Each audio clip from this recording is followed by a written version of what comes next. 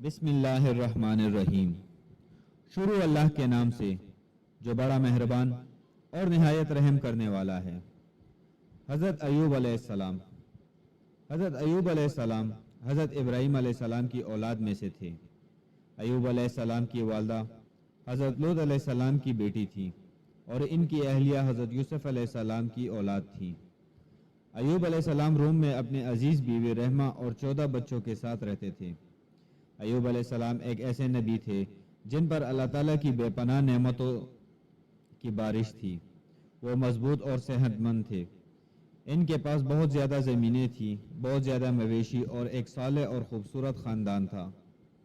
وہ ایک community leader بھی تھے، مطلب اپنے لوگوں کے سردار تھے جن کا اپنے لوگوں میں بہت احترام اور پیار تھا۔ اپنی حیثیت اور دولت کے باوجود ایوب علیہ السلام نے کبھی تکبر نہیں کیا۔ وہ ہمیشہ عاجز تھا۔ وہ آسانی سے محروموں کی مدد کرتا تھا اور پھر اس چیز پر اللہ کا شکر ادا کرتا تھا جس سے اللہ تعالیٰ نے اسے نوازا تھا۔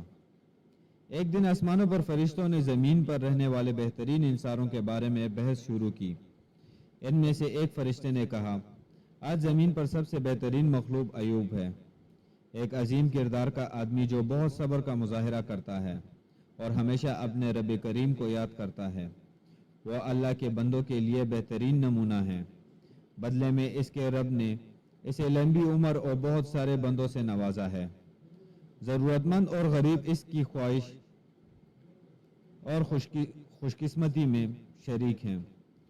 وہ غریبوں کو کھانا کھلاتا ہے اور کپڑے پہناتا ہے اور غلاموں کو آزاد کرنے کے لیے انہیں خریدتا ہے۔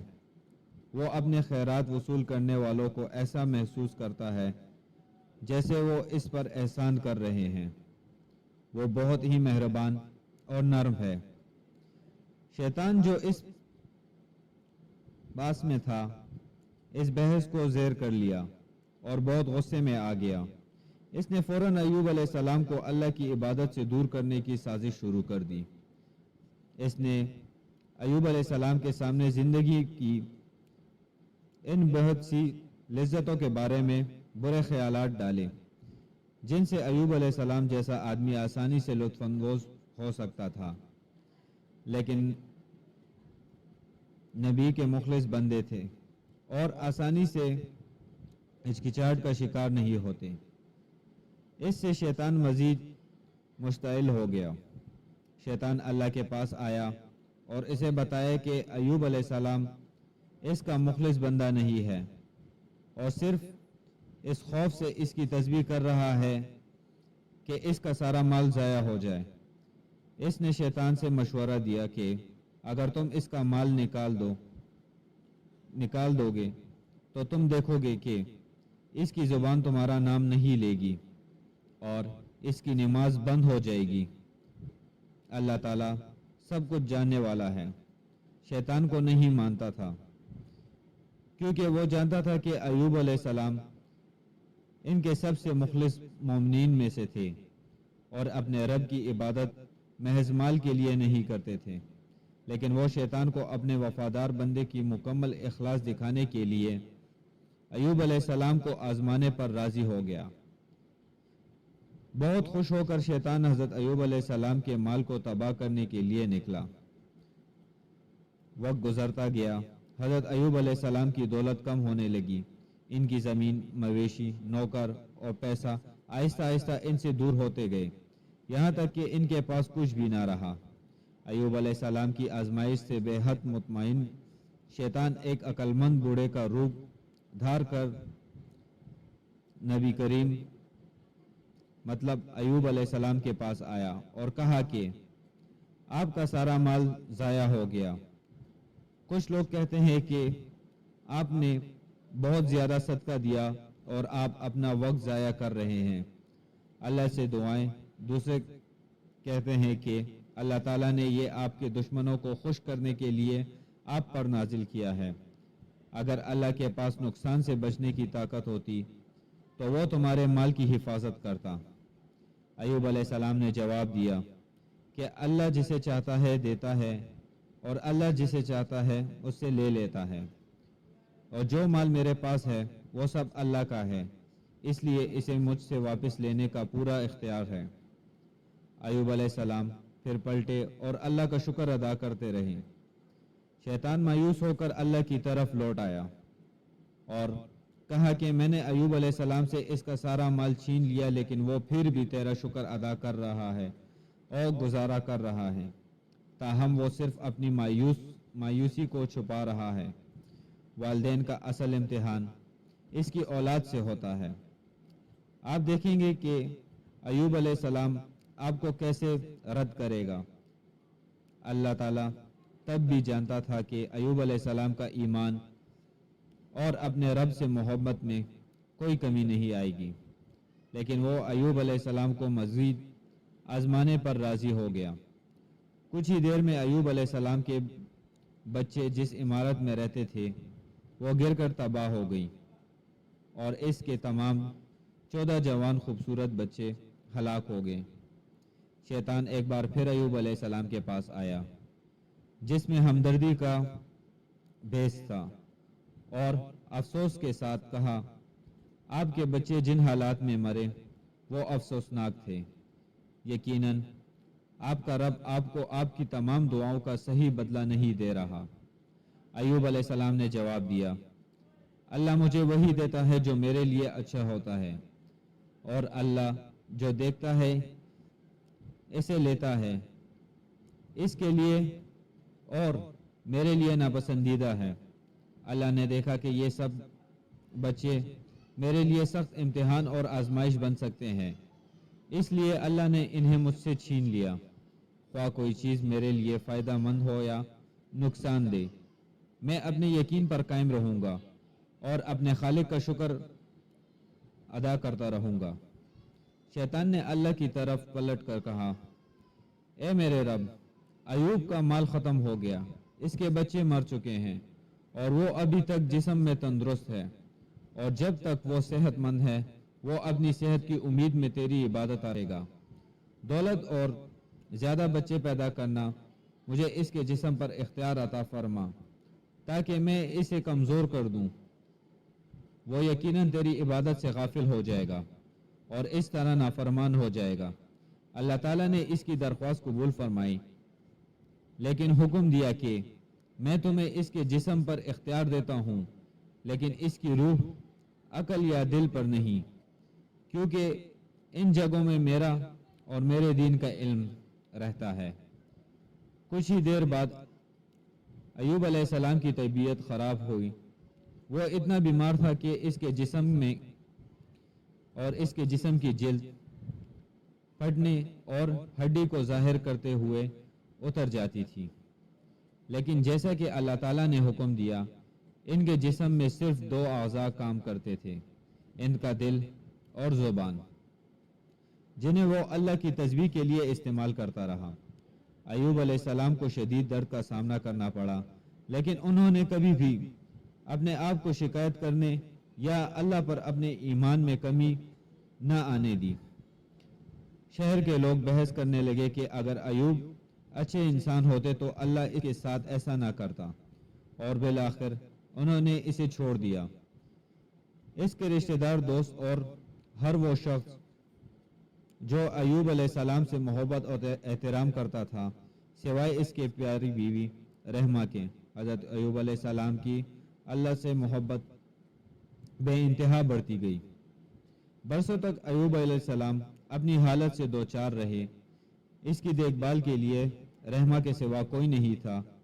ان کے پاس نہ پیسہ تھا اور نہ ہی کوئی آمدنی، اس لیے اس کی بیوی نے اس کی ضروریات پوری کرنے کے لیے ملازمت اختیار کر لی، لیکن شہر کے لوگوں نے رحمہ کو زیادہ دن کام کرنے کی اجازت نہ دی، کیونکہ انہیں خدشہ تھا کہ وہ انہیں بھی اپنے شوہر جیسی بیماری میں مبتلا کر دے گی۔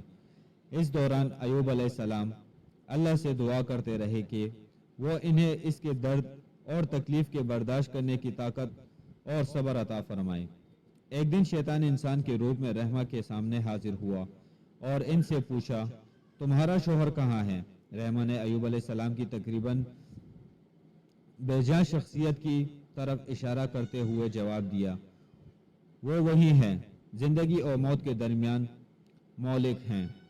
शैतान फिर इसे अच्छी सेहत, औलाद और दौलत के खुशगवार दिनों की याद दिलाने लगा। बरसों की तकालीफ और तकालीफ से मगलूब होकर रहमा अय्यूब अलैहिस्सलाम के पास पहुंची और पुकारा, ए अय्यूब, आप अल्लाह के नबी और रसूल हैं, आपका अल्लाह से करीब तरीन रिश्ता है। अल्लाह से दुआ है कि वो आपको इस मुसीबत से निकाले जिसमें आप हैं। अय्यूब अलैहिस्सलाम ने आह भरी और जवाब दिया, शैतान ने आपसे सरगोशी की होगी और आपको मुतमईन नहीं किया होगा। मुझे बताएं कि मैंने कितनी देर तक अच्छी सेहत और दौलत से लुत्फानंदोज किया। इसकी बीवी ने जवाब दिया, 80 साल या इससे ज़्यादा। इसने जवाब दिया, मैं कब तक इस तरह की तकलीफ उठा रहा हूँ? इसने कहा, 7 साल। अय्यूब अलैहिस्सलाम ने कहा कि इस सूरत में मैं अपने रब को पुकारते हुए शर्म महसूस करता हूँ कि वो मेरी मुश्किल दूर करे, क्योंकि मैंने सेहत और तंदुरुस्ती के बरसों से ज़्यादा तकालीफ नहीं उठाई। लगता है आपका ईमान कमज़ोर हो गया है और आप अल्लाह की तकदीर से मुतमईन नहीं हैं। अगर मैं कभी सेहत याब हो गया तो कसम खाकर कहता हूँ कि मैं तुम्हें 100 ज़रबों की सज़ा दूंगा। इस दिन से मैं अपने आप को आपके हाथ से कुछ खाने पीने से मना करता हूँ। मुझे अकेला छोड़ दो और मेरा रब जो चाहे मेरे साथ करे। अय्यूब अलैहिस्सलाम ने बेबसी के आलम में अल्लाह से इसकी रहमत मांगने लगे। बेशक शैतान ने मुझे मेरी सेहत खराब करके और अजाब मेरा माल खोकर छोड़ा है। इसने दुआ की। अल्लाह ने फौरन अय्यूब अलैहिस्सलाम की मदद के लिए चैन पुकार कर जवाब दिया। अल्लाह ताला ने फरमाया, अपने पांव से जमीन पर मारो। ये पानी का चश्मा है जिसमें नहाने और ठंडा करने वाला और ताजगी बख्शने वाला मशरूब है। अय्यूब अलैहिस्सलाम ने फौरन अल्लाह का हुक्म बजा लाया। जब इसने अपने पांव से जमीन पर टक्कर मारी तो इसके कदमों पर ठंडा पानी बहने लगा। जैसा कि हुक्म हुआ, अय्यूब अलैहिस्सलाम ने पानी पिया और अपने पूरे जिस्म को धो लिया। थोड़ी ही देर में अय्यूब अलैहिस्सलाम के झाले गायब हो गए। इसकी जिल्द बिल्कुल नई हो गई और इसके अंदरूनी अज़ा काम करने लगे। बेशक अय्यूब अलैहिस्सलाम अल्लाह के फजल से मुकम्मल सेहत याब हो गए। रहमा जो अपने शोहर से मजीद दूर नहीं रह सकती थी, घर वापस आ गई। जब वो इनके घर में दाखिल हुई तो अय्यूब अलैहिस्सलाम ने इनका इस्तकबाल किया जिसे इसने पहचाना नहीं। इसने पूछा, अय्यूब अलैहिस्सलाम कहाँ हैं? तुम कौन हो? तुम इससे बहुत मिलते जुलते नजर आते हो। इसने मुस्कुराते हुए जवाब दिया, यह मैं हूँ। बहुत खुशी हुई। इसने फौरन इसे गले लगाया और अल्लाह की रहमत का शुक्र अदा किया। अय्यूब अलैहिस्सलाम को अपनी बीवी को सेहतयाब होने पर 100 ज़रब देने का वादा याद आया। वो अपनी प्यारी बीवी को तकलीफ नहीं पहुंचाना चाहता था और ना ही अल्लाह के कसम तोड़ना चाहता था। चुनांचा अल्लाह ताला ने, जो सबसे ज़्यादा हिकमत वाला है, अय्यूब अलैहिस्सलाम को हिदायत की, अपने हाथ में पतली घास का एक गड्ढा लेकर इससे अपनी बीवी को मारो और अपनी कसम न तोड़ो। अल्लाह ताला ने फिर अय्यूब अलैहिस्सलाम की दौलत को बहाल कर दिया। अल्लाह ताला ने सोने की बनी हुई टिड्डियों की बारिश बरसाई जो अय्यूब अलैहिस्सलाम के चारों तरफ गिर गई।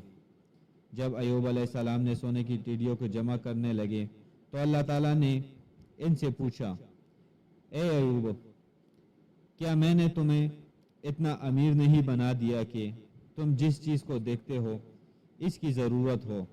अय्यूब अलैहिस्सलाम ने जवाब दिया, जी हाँ मेरे रब, लेकिन मैं तेरी नेमतों को नहीं छोड़ सकता। अय्यूब अलैहिस्सलाम और रहमा को भी इनका ख़ानदान वापस दे दिया गया। इस जोड़े को 28 खूबसूरत सेहतमंद बच्चों से नवाजा गया। 14 लड़कियां और 14 लड़के भी शामिल थे। मेरे प्यारे भाइयों, अल्लाह ताला इस कहानी से सबक लेने की तौफीक हम सब मुसलमानों को अता फरमाए और हमें हमेशा اللہ تعالیٰ کی نعمتوں پر شکر گزار ہونے کا احساس دلاتا جائے۔ آمین۔